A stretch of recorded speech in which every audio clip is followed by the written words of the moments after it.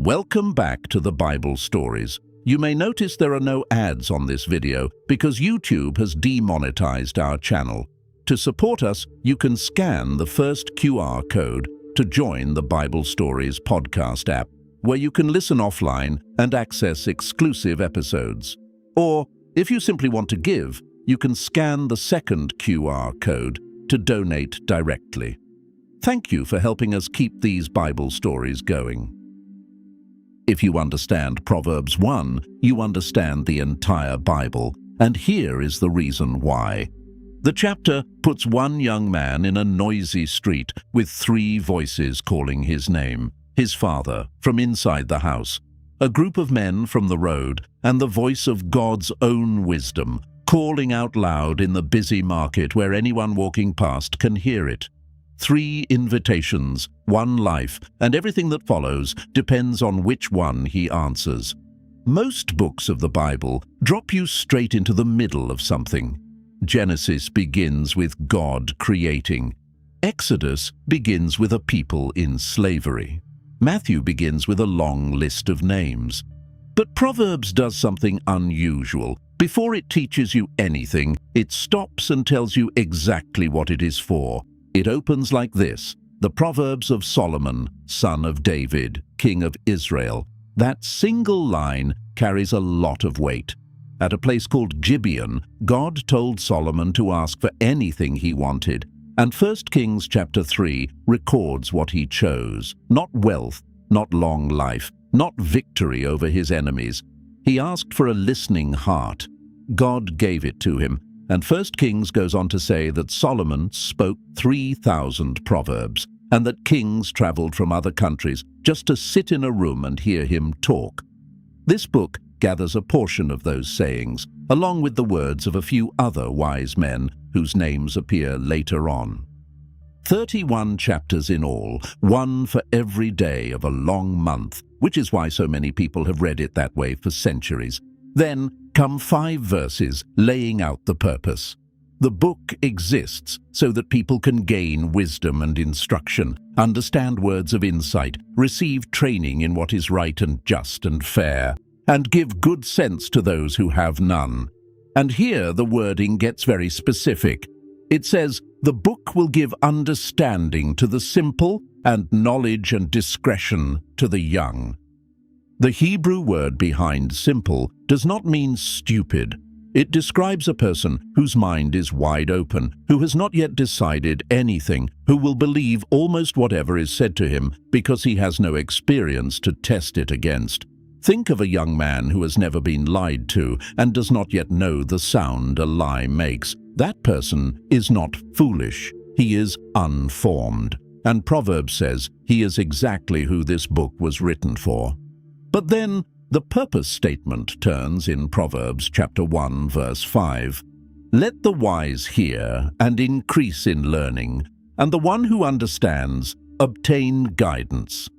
Read that against the verse before it, and something strange happens. Verse 4 says this book is for the beginner who knows nothing. Verse 5 says this book is for the person who already knows a great deal. Both at the same time in the same book. Proverbs claims that the person just starting out and the person who has walked with God for 50 years both need the same thing, and both can grow from the same page. That is worth holding on to, because a lot of people quietly believe they have aged out of learning. They think the deep spiritual growth already happened back when they had more energy and better health, and more people around them, and now they are just holding on.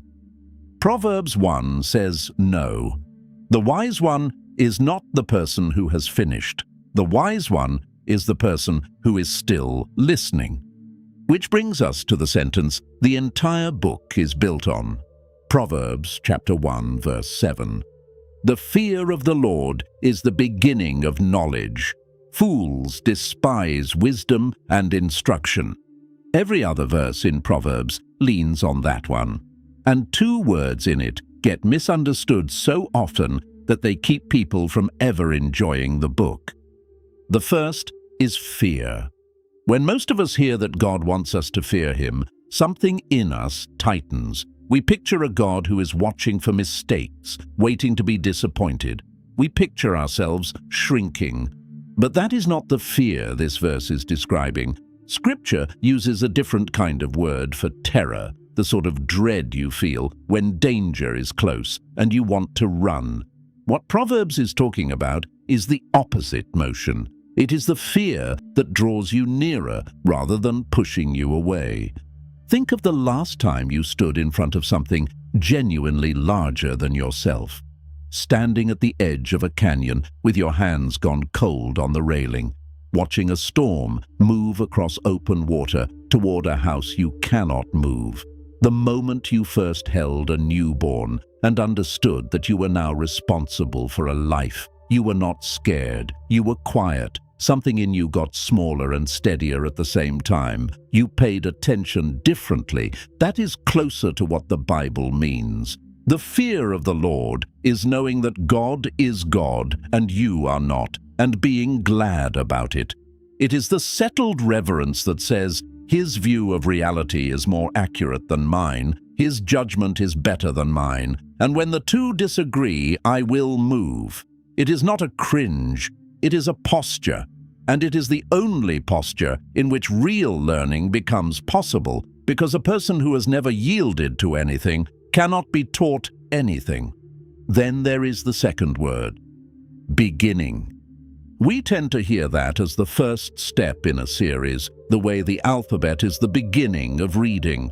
You learn your letters, and then you are done with letters, and you move on to words. If the fear of the Lord were a beginning like that, it would be something you graduate from, a beginner's stage for new Christians before they get to the serious material. That is not the picture. The Hebrew word points to the foundation, the starting point out of which everything else grows and on which everything else keeps standing. A tree does not outgrow its roots. It grows because of them, and the taller it gets, the more it depends on them. The fear of the Lord is not the first floor of the house. It is the ground the whole house sits on. And this is not one stray line in one book. Proverbs says it again in chapter 9, verse 10. Job says it in chapter 28, verse 28. Psalm 111 says it. Ecclesiastes lands on it in its very last paragraph. 4 different writers, spread across hundreds of years, all arriving at the same sentence from different directions, which explains the second half of the verse. Fools despise wisdom and instruction. Notice the verb. Fools despise it. The word means to look at something valuable and decide it is worth nothing. That is not a failure of intelligence. That is a decision of the heart. The fool in Proverbs is almost never the person who could not understand. He is the person who could have and would not. And that is a strangely hopeful thing to realize. It means the door into wisdom is not intelligence, education, or memory. If it were, plenty of people would be locked out for reasons they cannot help. Some of us read slowly now. Some of us do not remember what we read yesterday. None of that shuts the door. The door is willingness. The one thing that shuts it is a person deciding, quietly and repeatedly, that they would rather not be corrected. That is the foundation. Now the chapter puts a real person on it and lets us watch what happens. Proverbs chapter 1, verse 8. Hear, my son, your father's instruction, and forsake not your mother's teaching. Look where wisdom lives in this chapter, not in a palace, not in a school of philosophy, not in the temple with the priests. It lives in a house, and it is passed from a parent to a child in the ordinary hours of the day. Picture the scene the text is describing. A young man is on his way out. He is old enough to go into the city alone, and young enough that everything in the city still looks like an adventure. His father catches him at the door with a few words. His mother has her own teaching to give, and the verse names her right alongside the father, which mattered more in that world than we might assume. In a culture that recorded almost everything through the voices of men, The very first instruction in the Book of Wisdom insists that the mother's teaching carries the same weight and must not be thrown aside. Then comes a beautiful image. The father says that this teaching will be a garland for the young man's head and a chain around his neck. In that world, a garland was what you put on the head of a victor or a bridegroom, and a chain of gold around the neck marked a man of standing, someone the city respected. The father is not saying his instruction will restrict his son. He is saying it will decorate him. It will make him someone worth looking at. Everything the young man is about to hear on the street will present obedience as a cage and rebellion as freedom, and his father gets ahead of that by saying it is exactly backwards. The wisdom you receive from people who love you is not a leash. It is the thing that gives your life its shape and its dignity. And there is something quietly moving in the fact that the Bible's great book of wisdom opens this way. God could have started it with a lecture from a throne. Instead, he started it with a parent's voice in a doorway. That tells you something about how God prefers to reach people. Not usually through spectacle, usually through somebody who loves you, saying something true at the right moment and hoping you are listening. Many of us can name that voice in our own lives. A grandmother who prayed out loud in the kitchen, a father who never said much but said one thing you have never been able to forget, a friend from church who told you the truth when it would have been easier to leave you alone. Some of those voices are gone now. That is part of why the years get lonely. But the words they left behind do not expire, and the God who gave them to you is still speaking. The young man hears his father. Then he steps out the door. And immediately the second voice starts calling. Proverbs chapter 1, verse 10. My son, if sinful men entice you, do not give in to them. Then the chapter does something remarkable. Instead of describing temptation in general terms, it lets you hear the exact words. Beginning in verse 11, Solomon writes out the pitch. Come with us, let us lie in wait for blood. Let us ambush the innocent without reason. They go on. They talk about swallowing people alive, about filling their houses with everything they can take. And then, in verse 14, the closing line of the offer, the one that actually does the work. Throw in your lot among us. We will all have one purse. Read that last line again with your ear rather than your eye, because it is the whole strategy. They do not lead with the violence, they lead with the word us. One purse. What is mine is yours. You will not be on the outside of anything anymore. That is the oldest recruiting tool there is. It is how gangs form, and cults, and the wrong friendships, and the bad relationship a lonely person walks into with their eyes open. The offer is almost never evil on the surface. The offer is belonging. Come with us. You will finally be part of something. And notice what these men do not say. They never say this will destroy you. They never say you will lie awake in 10 years, wishing you had gone home instead. Every voice that ruins a life describes itself in flattering terms. Nobody advertises the bill, which is why the Father's counsel is so blunt. Do not walk in the way with them, he says. Keep your foot from their path. He does not tell his son to go and argue with them. He does not tell him to stay nearby and be a good influence. He tells him to keep his feet off that road entirely, because the danger is not in the ambush at the end. The danger is in the walking. You do not usually fall into a bad life in a single dramatic evening. You drift into it one ordinary yes at a time, each one small enough to justify. Here is the part that reaches straight into our own lives. Most of us are never going to be invited into an ambush on a dark road, but every one of us knows what it is to be lonely, and loneliness is the door this voice walks through. When you feel like nobody is looking for you, an invitation from anyone starts to sound like grace. That is when a person will accept company that costs them everything, not because they are wicked, because they are tired of being alone. The Bible understands that about us. It does not scold the young man for wanting to belong. It just tells him the truth about who is offering, and then it hurries to show him a better invitation coming from a better voice. But before it does that, it stops to show him where this road actually ends. For a moment, the chapter turns into a picture. Proverbs chapter 1, verse 17. How useless to spread a net where every bird can see it. A man kneels in a field and stretches out a net over the ground. The bird he is trying to catch is right there, watching him do it.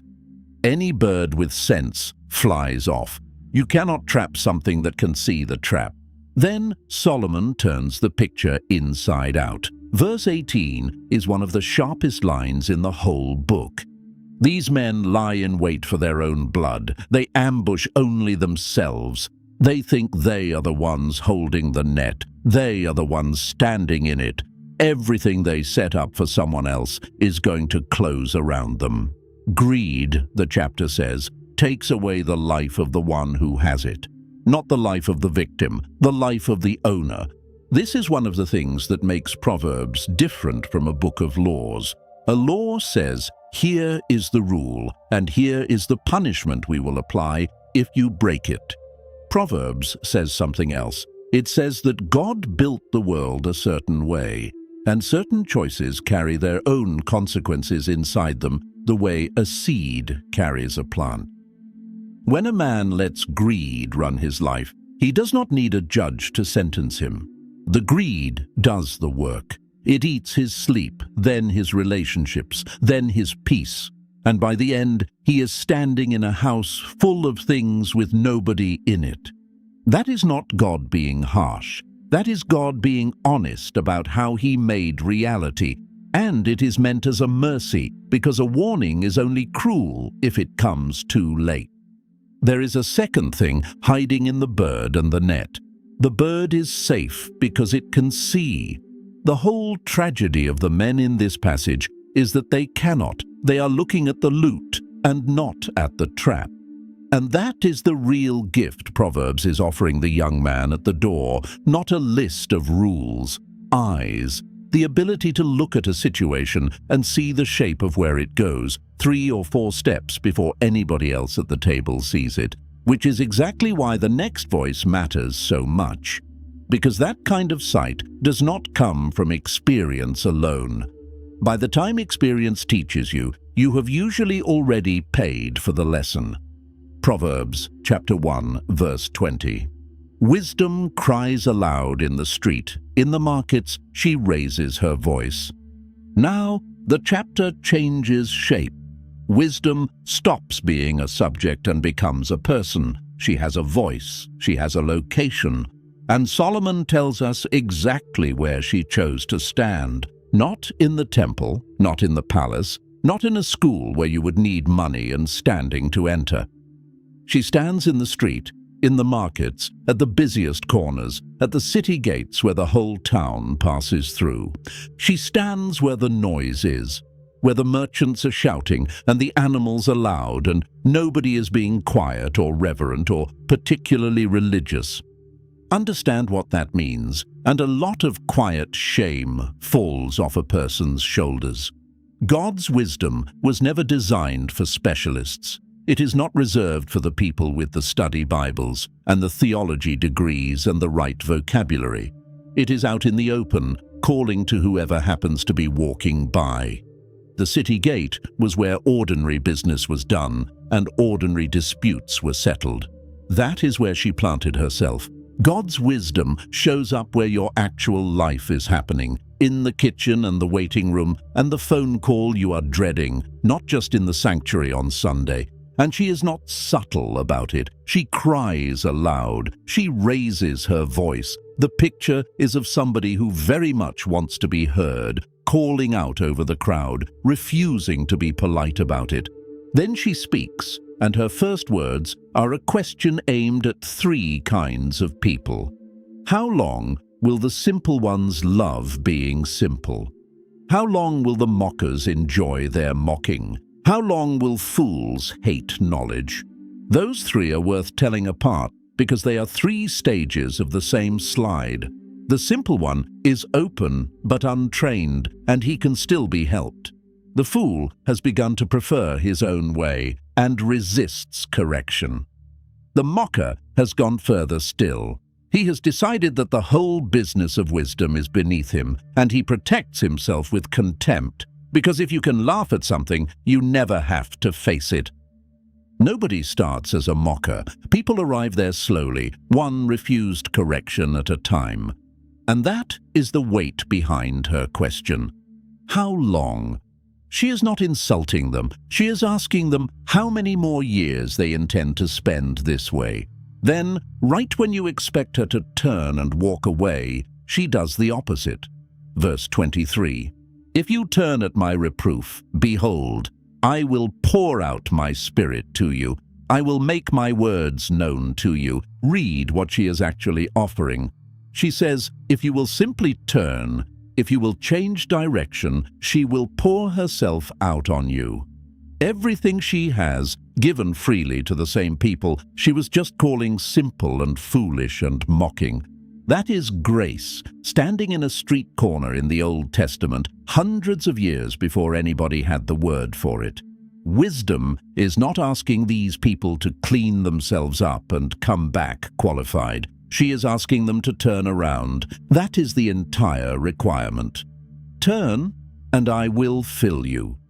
If you have ever thought you were too far into the wrong life to be worth God's attention, verse 23 was written with you in mind.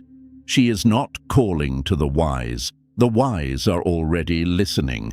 She is calling to the ones who have been ignoring her for years. Then the tone darkens, and we have to walk through this section honestly rather than around it.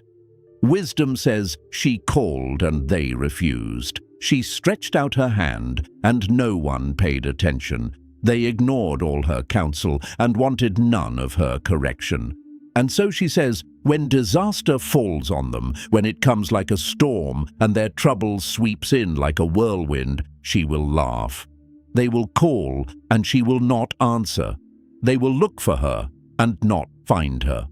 That passage stops people cold, and it should. It does not sound like the God we sing about, so let us handle it carefully, because misreading it does real damage. First, notice what is being described. This is not a picture of someone who stumbled or who is struggling or who is crying out to God in the middle of a hard season.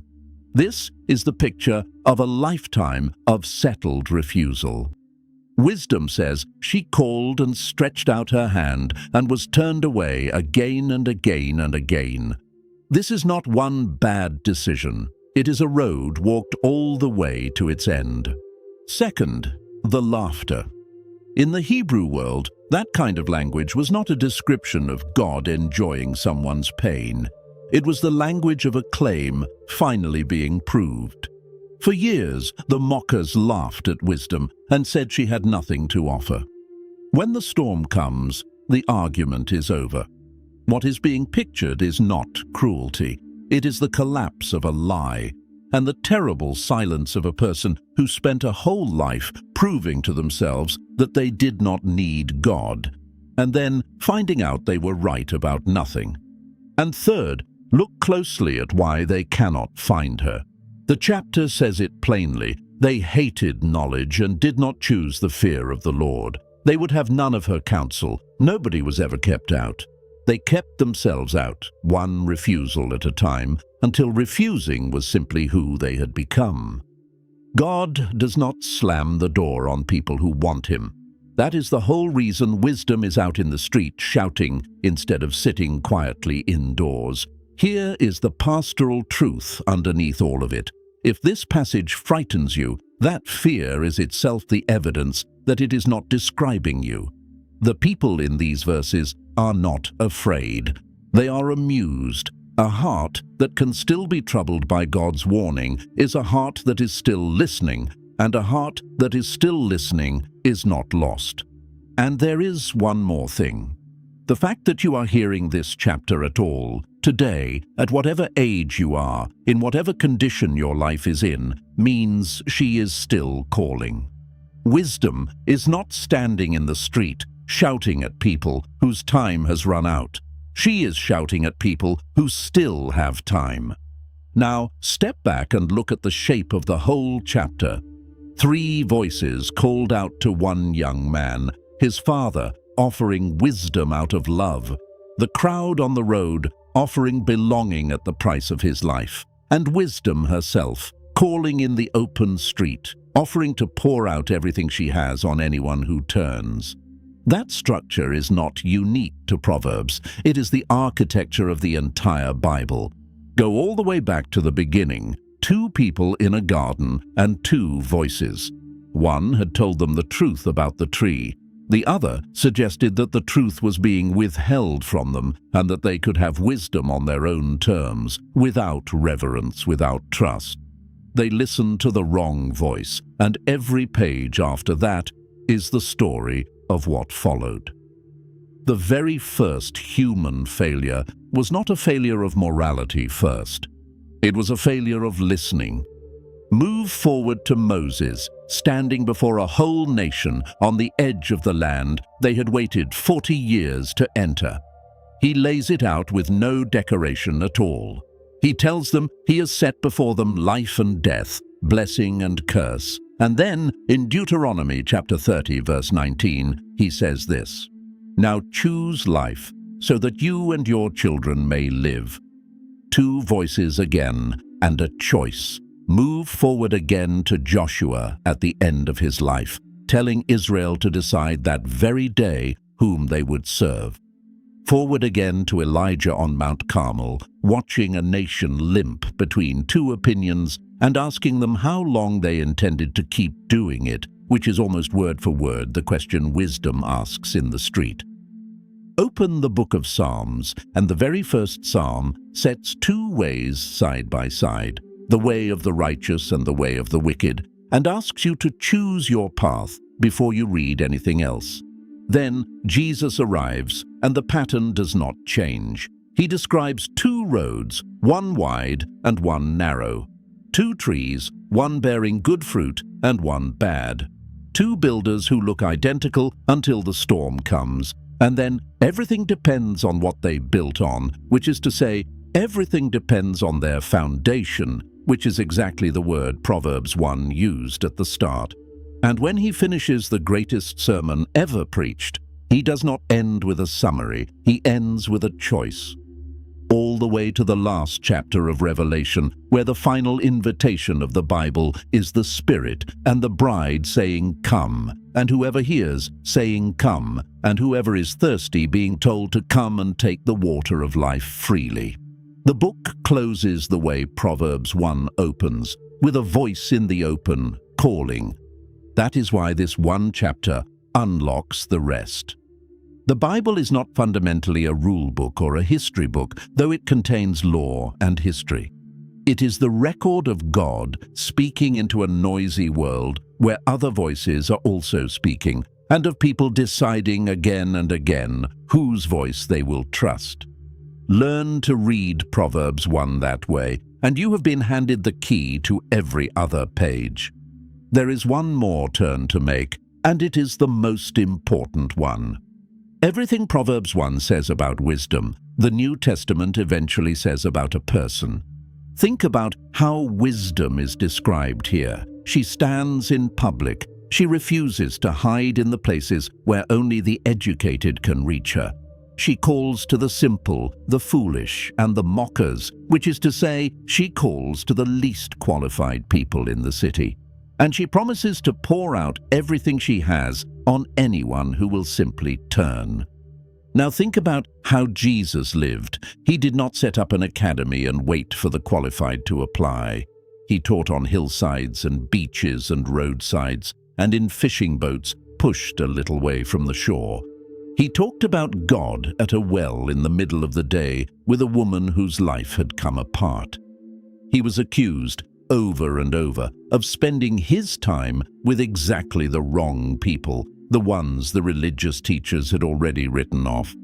And on the greatest day of Israel's greatest feast, when Jerusalem was as crowded and as loud as it ever got, he did something that would have looked very familiar to anyone who knew Proverbs 1. He stood up in the middle of the crowd and shouted. John chapter 7, verse 37. Let anyone who is thirsty come to me and drink. Wisdom crying aloud in the street, now with a face and a name. The connection goes further. Solomon was the son of David and the wisest man in Israel, and yet the Book of Kings records the sad end of his story, a heart pulled away in his later years toward the gods of the foreign wives he had married. And the one son of his that the Bible names Rehoboam lost most of the kingdom in a single afternoon by refusing the counsel of the older men and listening to his friends instead. Solomon wrote the wisdom. He did not finish in it, and he did not hand it on.